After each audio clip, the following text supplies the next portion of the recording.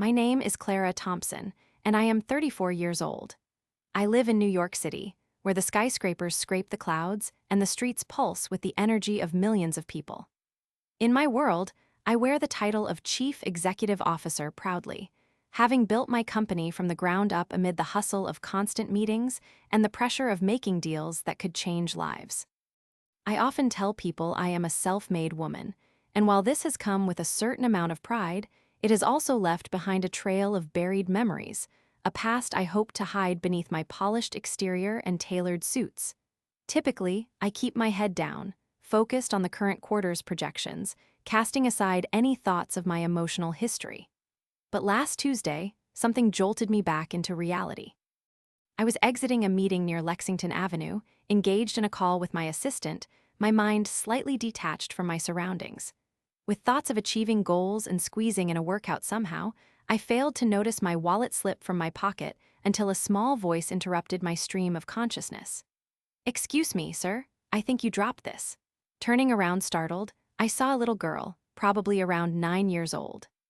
Her clothes were ragged, adorned with stains that revealed a life far too harsh for someone her age.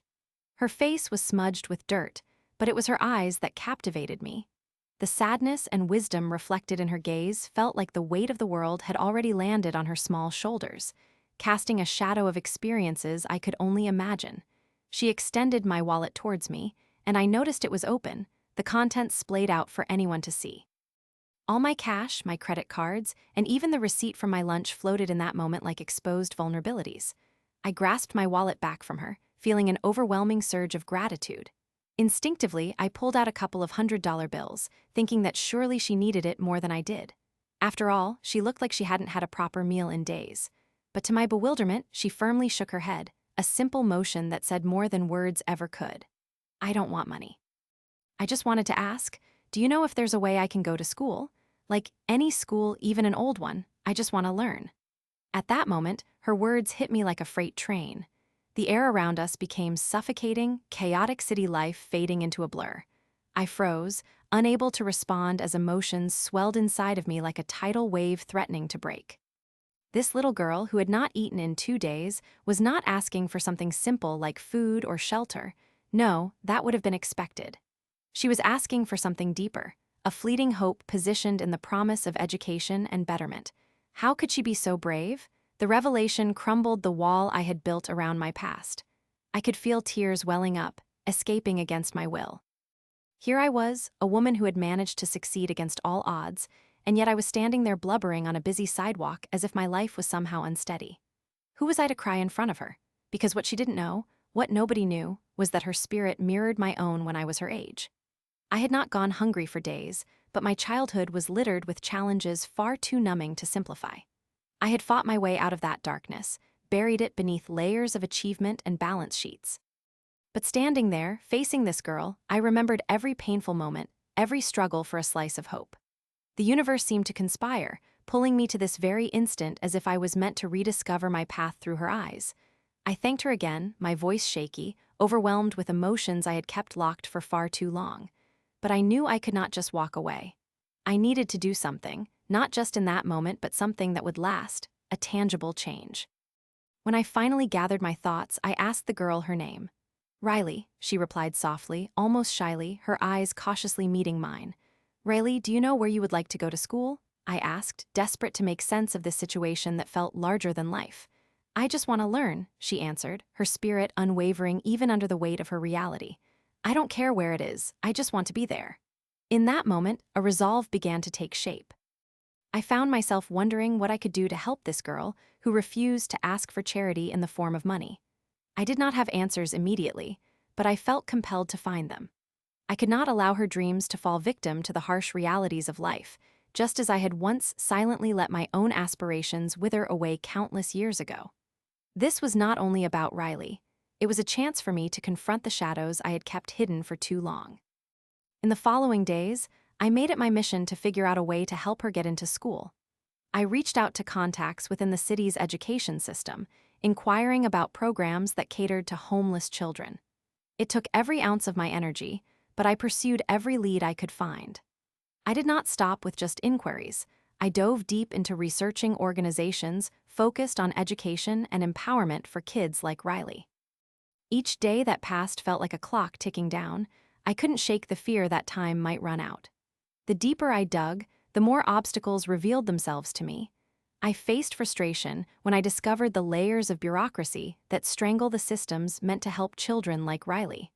Addresses that no one could recognize, kids constantly falling through the cracks of an already fragile system. I felt like I was fighting against a wall that demanded more than just my ambition. I needed resources, time, and lots of luck. But those were commodities I found scarce in my fast-paced world. Just when I thought I was gaining traction, I met resistance everywhere. The moment I shared Riley's story with others, many were sympathetic, but mere sympathy was not enough to change her situation. I encountered people who claimed they were working on it, but I saw little action. The gears of public service were slow and rusty, and every answer I got only raised more questions.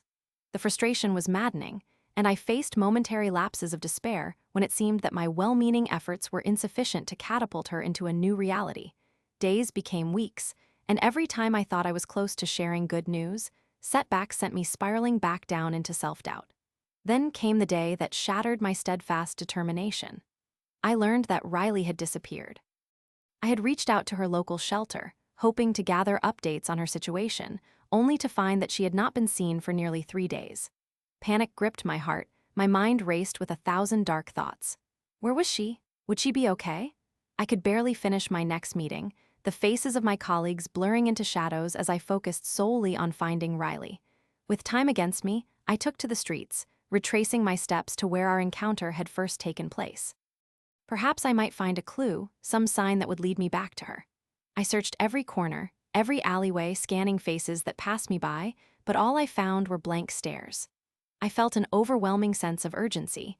I had been so consumed with finding a solution that I had neglected the most important part, her immediate safety. But just as I was about to give up hope, something deep inside me flared. Perhaps I had underestimated the spirit of a girl like Riley. I decided not to give in, not without a fight. I began reaching out again. I connected with schools directly, local nonprofits, and anyone I thought might have an ear for this passionate call to action. I told my colleagues about Riley's struggle, infusing emotional depth into facts and statistics, until I could see shades of concern ripple in every skeptical eye. It was then that one of my colleagues, a typically cold-hearted finance guy, surprised me. He offered to fund a scholarship for Riley at one of the local charter schools I had discovered. It was a stroke of luck, but still came with its own bureaucratic challenges. We brought a plan together that involved reaching out to various shelters, local groups, and schools, laying the groundwork for Riley's return.